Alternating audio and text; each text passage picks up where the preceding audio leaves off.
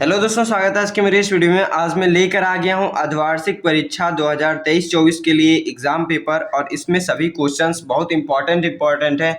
और आपके आने वाली एग्ज़ाम परीक्षा यानी कि अर्धवार्षिक परीक्षा जो आने वाली है उसमें आपको ऐसे क्वेश्चंस हिंदी में पूछे जा सकते हैं। और इन क्वेश्चंस को मैंने बहुत ही अच्छे पेपर, जो कई सारे पेपर मैंने देख करके उनमें से क्वेश्चंस को निकाला है जो बहुत बार रिपीटेड हैं, उन क्वेश्चंस को यहाँ पर मैं लेकर आया हूँ आपके सामने। तो ये क्वेश्चन आपके लिए बहुत ही इंपॉर्टेंट होने वाले हैं। तो ये पूरा वीडियो आप एंड तक देखिए, इसमें सभी इंपॉर्टेंट क्वेश्चंस आपको बताएंगे और सभी का पूरा हल लेकर इस वीडियो में मैं लेकर आया हूँ। तो यहाँ पर चलिए शुरू करते हैं पहले क्वेश्चन से। तो ये सामान्य हिंदी का पेपर है और कक्षा 11 का है। पूर्णांक इसका 100 होता है, 100 नंबर का, और सभी प्रश्नों का उत्तर देना अनिवार्य है। तो इस तरीके से आपका पेपर होता है, लेकिन इसमें पूरा मैं आंसर सहित लेकर आया हूँ। तो यहाँ पर सबसे पहले आप देख लीजिए, पहला क्वेश्चन है आपका, रानी केतकी की कहानी के रचनाकार हैं। तो आप जानते होंगे कि रानी केतकी की कहानी के जो रचनाकार हैं वो हैं इंसा अल्लाह खां। ये आपके रानी केतकी की कहानी के रचनाकार हैं। फिर आपका अगला क्वेश्चन है खा नंबर, विनय पत्रिका के रचयिता हैं। तो विनय पत्रिका के रचयिता जो हैं तुलसीदास जी हैं।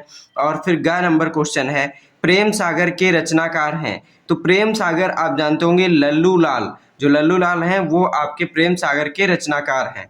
फिर आपका छायावाद के कवि कौन है? तो छायावाद के कवि आप जानते होंगे जयशंकर प्रसाद हैं, जो शुक्ल युग के नाम से भी जाना जाता है, उसके कवि जयशंकर प्रसाद जी हैं। यहाँ पर आप टिक लगा सकते हैं, इन सभी में जयशंकर प्रसाद जी छायावाद के कवि हैं। फिर आपका तार सप्तक का प्रकाशन किस वर्ष हुआ है? तो तार सप्तक का प्रकाशन आपका 1943 ईस्वी में हुआ था। तो यहाँ पर फिर आपका अगला क्वेश्चन, दूसरा नंबर क्वेश्चन है, यहाँ पर आपको निम्नलिखित को पढ़कर उन पर आधारित प्रश्नों को उत्तर देना है। तो यहाँ पर आपका एक गद्यांश दिया गया है आपके पाठ से, जो पहला लेसन है आपका भारतवर्षोन्नति कैसे हो सकती है, उस पाठ से यहाँ इसका ये गद्यांश लिया गया है। और इसमें से आपके कुछ 5 क्वेश्चंस पूछे गए हैं, उनके आपको उत्तर देना है। तो ये आप गद्यांश पढ़ लीजिएगा, इनके मैं प्रश्न उत्तर दिखा दे रहा हूँ कैसे पूछे गए हैं। तो यहाँ पर पहला क्वेश्चन पूछा गया है, उपर्युक्त गद्यांश के पाठ एवं लेखक का नाम लिखिए। तो इसके आपको पाठ का नाम लिखना है और लेखक का नाम लिखना है। तो जैसा कि आप जानते हैं कि इसके पाठ का नाम है भारतवर्षोन्नति कैसे हो सकती है, तो पाठ का नाम भारतवर्षोन्नति कैसे हो सकती है लिख देंगे। फिर आपका इसका लेखक का क्या नाम है, इसमें पूछा गया है। तो लेखक का नाम भारतेंदु हरिश्चंद्र है, तो इसके लेखक का नाम हो जाता है। अब हम बढ़ते हैं इसके अगले प्रश्न की तरफ। तो यहाँ पर इसका अगला क्वेश्चन दिया गया है, मैं दिखा दे रहा हूँ यहाँ पर इस तरीके से। यहाँ पर अगला क्वेश्चन है, तो प्रस्तुत गद्यांश के रेखांकित अंश की व्याख्या करना है। तो यहाँ पर आपका जो गद्यांश दिया गया है इधर, इसमें आपका रेखांकित अंश है हमारे हिंदुस्तानी लोग तो रेल की गाड़ी है। तो इसका आपका रेखांकित गद्य है, तो इसका आपको व्याख्या करनी है। यहाँ पर आपको इसकी व्याख्या दी गई है, तो इसका व्याख्या मैं पढ़ के सुना दे रहा हूँ किस तरीके से करनी है। तो लेखक ने हमारे देश के लोगों को रेल की गाड़ी की संज्ञा दी है, इसलिए दी है क्योंकि हमारे देश के लोग के पास सब कुछ करने की क्षमता होते हुए भी बिना किसी के नेतृत्व के वो कुछ नहीं करते हैं।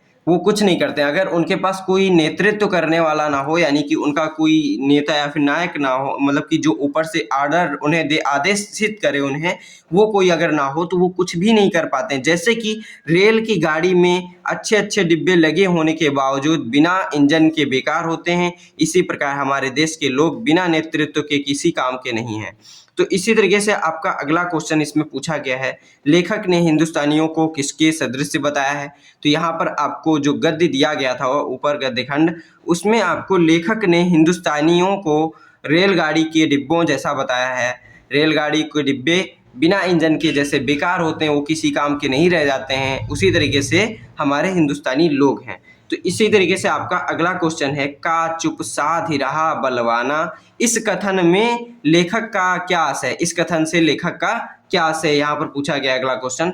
तो लेखक का आशय है कि देश के लोग हनुमान जी की तरह हैं। जैसे जामवंत ने जिस प्रकार हनुमान जी को उनकी शक्ति का स्मरण कराया और वे समुद्र लांग गए, उसी प्रकार भारत के लोग प्रेरणादायी सफल नेतृत्व की आवश्यकता है इन लोगों को। जैसे कि हनुमान जी को जामवंत ने याद दिलाया था कि उनके पास इतनी शक्तियां हैं कि वो पूरा समुद्र लांघ गए, इसी प्रकार अगर हमारे देश के लोगों को उनकी शक्तियों का याद दिलाया जाए कि वो सब कुछ कर सकते हैं तो कुछ भी करने के लिए तैयार हो जाते हैं। तो इस तरीके से यहाँ पर आपका इसका हो जाता है इस कथन का आशय।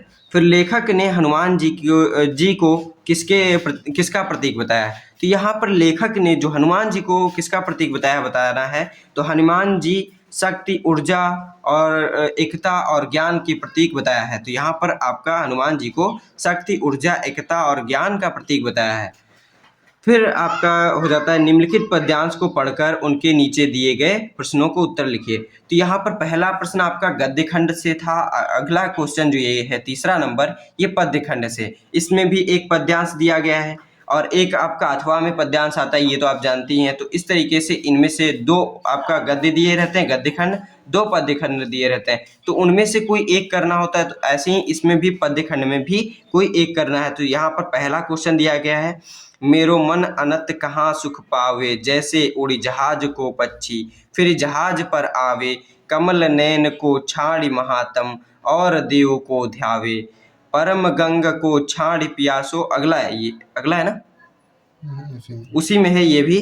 परम गंग को छाड़ी पियासो, दुर्मति कूप खनावे, जी है मधुकर अम्बुज रस चख्यो, क्यों करील फल भावे, सूरदास प्रभु काम धेनु तज छेरी कौन दुहावे। तो ये आपका पूरा पद्य खंड दिया गया है और इसका आपको इस पे आधारित भी 5 क्वेश्चन यहाँ पर आपको दिए गए हैं। इन पर आपको क्वेश्चन हल करके मैं दिखा दे रहा हूँ, इस तरीके से दिए गए हैं। पहला क्वेश्चन है, उपर्युक्त पद्यांश की संदर्भ लिखिए। तो ये जो आपका पद्यांश लिखा है इसका संदर्भ आपको लिखना है। तो इसका संदर्भ हो जाता है, प्रस्तुत पद्यांश हमारी पाठ्य पुस्तक हिंदी के विनय नामक शीर्षक से लिया गया है। इसके रचयिता अष्टछाप के सर्वश्रेष्ठ कवि सूरदास जी हैं। फिर आपका अगला क्वेश्चन हो जाता है, रेखांकित अंश की व्याख्या कीजिए। और ये इसकी व्याख्या जो आपका यहाँ पर रेखांकित अंश दिया गया है उसकी मात्र व्याख्या करना है आपको।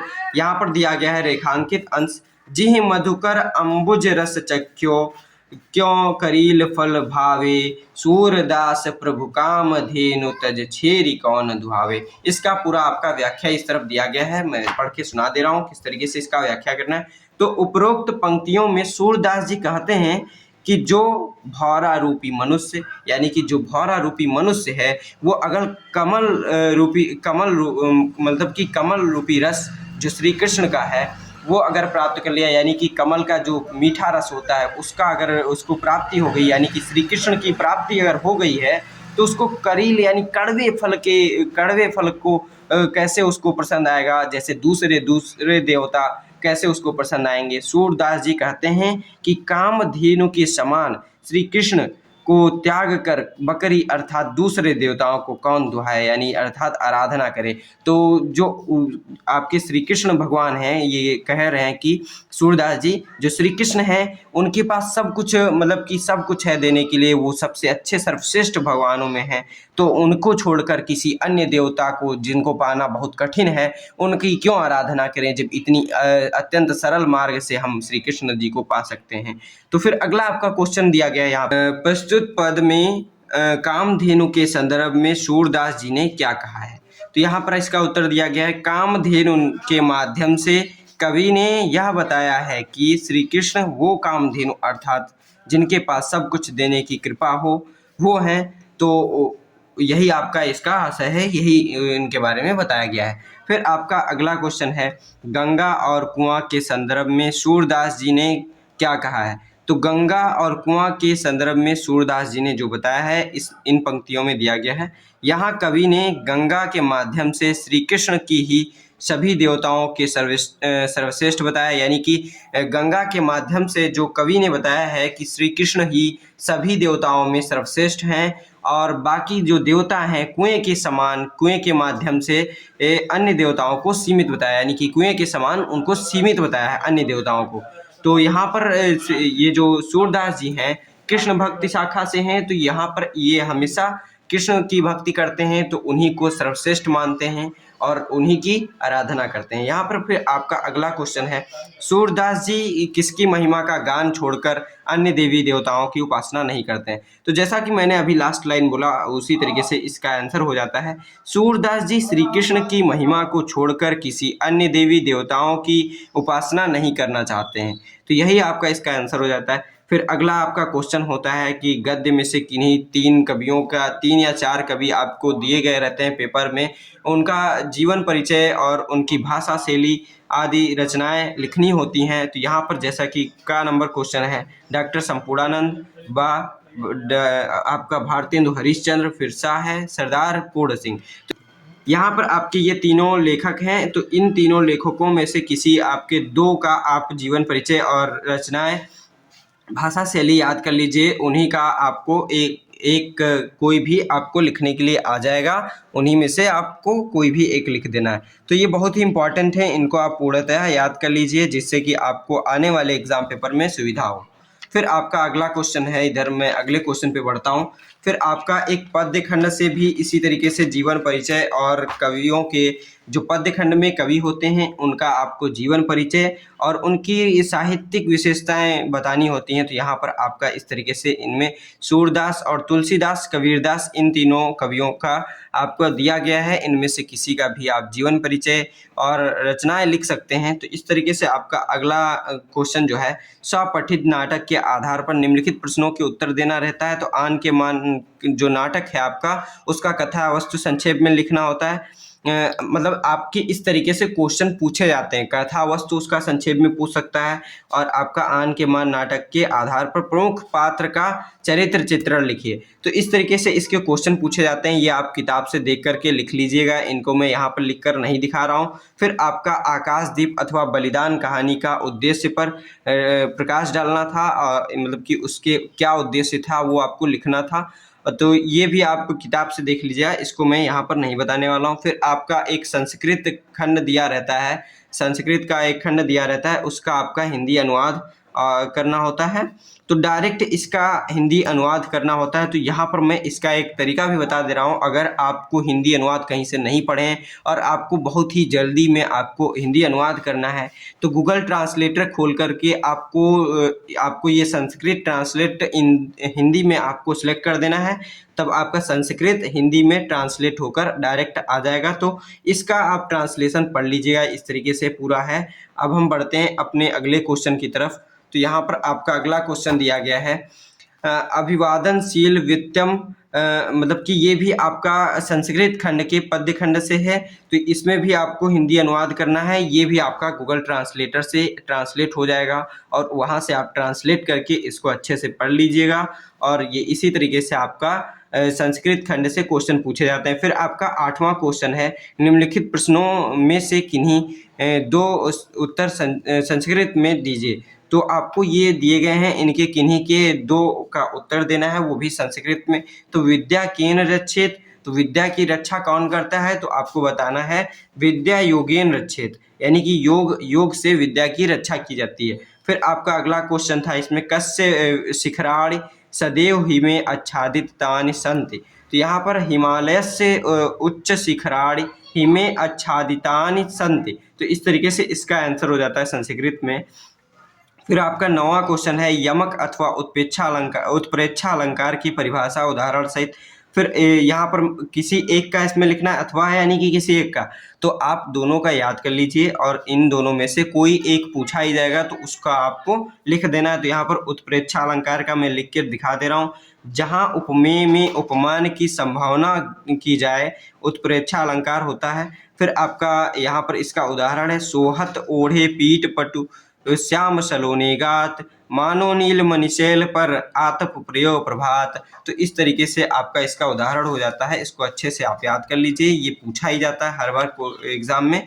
तो अब हम बढ़ते हैं अपने अगले क्वेश्चन की तरफ। तो इस तरीके से आपका अगला क्वेश्चन है, शांत अथवा वीर रस की परिभाषा एवं उदाहरण लिखना है। तो यहाँ पर शांत अथवा वीर रस आपको याद कर लेना है अच्छे से, और इसका उदाहरण और परिभाषा भी याद कर लेना है। परिभाषा की जगह पर कहीं कहीं लक्षण लिखा रहता है, तो लक्षण भी वही होता है, परिभाषा को ही कहते हैं, ठीक है। तो यहाँ पर वीर रस का मैं लिख दे रहा हूँ, विभाव, अनुभाव और संचारी भाव के संयोग से उत्साह नामक स्थायी भाव वीर रस की दशा को प्राप्त होता है तो आपका वीर रस कहलाता है। उदाहरण, मैं सत्य कहता हूँ सखे सुकुमार मत जानो मुझे, यमराज से भी युद्ध में प्रस्तुत सदा मानो मुझे, औरों की तो बात क्या गर्व मैं करता नहीं, मामा तथा निजतात से मैं युद्ध में डरता नहीं। तो इस तरीके से आपका इसका उदाहरण हो जाता है। आपको ये 2 ही लाइन याद कर लेंगे, आपका ये वीर रस का उदाहरण हो जाएगा आराम से।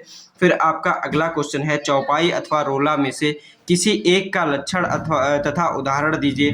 तो चौपाई अथवा रोला में से किसी एक का आपको लक्षण यानी कि परिभाषा तथा उदाहरण लिखना है, ठीक है। तो यहाँ पर चौपाई का मैं लिख करके दिखा दे रहा हूँ। चौपाई सममात्रिक छंद है। चौपाई जो है वो सममात्रिक छंद है, यानी कि इसके सभी पदों में समान मात्राएं होंगी और इसमें 4 चरण होते हैं। इसके चरण जो होते हैं 4 होते हैं, 4 बार लिखा जाता है, 4 लाइनों में 4 चरण होते हैं। और प्रत्येक चरण में 16 मात्राएं होती हैं, यानी कि प्रत्येक चरण जो भी हर एक चरण जो होगा उसमें 16 मात्राएं होगी। अंत में जगड़ और तगड़ का प्रयोग का निषेध होता है। इस तरीके से आप लिख सकते हैं। फिर आपका उदाहरण है, बंदहु गुरुपद पदुम परागा, सुरुचि सुबास सरस अनुरागा, अमीय मुरिमय चूरन चारु, समन सकल भवरुज परिवारु। इस तरीके से आपका उदाहरण हो जाता है और इसमें आप मात्राएं लगाकर भी दिखा सकते हैं। आसान होता है मात्राएं लगाना। जहां पर आपका देखिए एक अक्षर है तो यहाँ पर 1 लगेगा और यहाँ पर देखिए जब बड़ा ऊ की मात्रा लग जाती है तो यहाँ पर डबल पाई यानी कि आपका दीर्घ गुरु बनता है इस टाइप में, और एक मात्रा के लिए आपको सिर्फ 1 पाई खींचना होता है। तो इस तरीके से आपका मात्राएं लगा सकते हैं और आराम से लग जाएंगी मात्राएं, उसमें कोई दिक्कत नहीं है। फिर अब हम बढ़ते हैं अपने अगले क्वेश्चन में। निम्नलिखित में से किसी एक पर अपनी भाषा शैली में निबंध लिखना है। तो आपको अपनी भाषा शैली में आपको किसी एक पर निबंध लिखना है। तो ये सभी टॉपिक हैं और इनमें से प्रदूषण की समस्या, विज्ञान का वरदान और अभिशाप, ये बहुत ही इंपॉर्टेंट है, और बेरोजगारी की समस्या, इन तीनों का आप अच्छे से अध्ययन कर लीजिए और इन्हीं से आपका क्वेश्चन पूछा जाता है। और इसमें एक ये भी रहता है, हमारा प्रिय कवि या फिर लेखक, ये भी पूछा जा सकता है। तो इन सभी को आप अगर अच्छे से एक बार पढ़ लेंगे, एक बार पढ़ने की ज़रूरत है। ये चीज़ें आपको निबंध जो होती है याद करने की तो जो आवश्यकता होती नहीं है, इनको बस अपने से बना करके लिख देना होता है। फिर आपको यहाँ पर अगला क्वेश्चन है, अपने मोहल्ले की सड़कों, नालियों आदि की गंदगी को दूर करने के लिए उपयुक्त अधिकारी को प्रार्थना पत्र लिखना। तो ये भी आप लिख सकते हैं और इसको आप अपनी किताब से देख करके अच्छे से लिख लीजिएगा। और अब हम बढ़ते हैं अपने अगले क्वेश्चन की तरफ। यहाँ पर दिया है, हरेव का संधि विच्छेद होगा। तो हरेव का संधि विच्छेद क्या होगा? हर धन एव। तो इस तरीके से इसका आंसर हो जाता है। फिर अब हम बढ़ते हैं अपने अगले क्वेश्चन की तरफ। तो यहाँ पर इस तरीके से आपके अगले क्वेश्चंस खत्म हो जाते हैं। अब हम इस वीडियो को यहाँ पर ख़त्म करते हैं, और आप ऐसे ही पुराने वीडियोस भी मेरे हिंदी के पड़े हुए हैं उनको भी आप देख सकते हैं, और अन्य सब्जेक्ट के भी वीडियो मेरे चैनल पे पड़े हुए हैं उनको देख सकते हैं, और वहाँ से आप अपनी परीक्षा की तैयारी अच्छे से कर सकते हैं। तो वीडियो अगर पसंद आया तो वीडियो को लाइक कीजिए और चैनल को भी सब्सक्राइब कर दीजिए। मिलते हैं अपने अगले वीडियो में, तब तक के लिए धन्यवाद।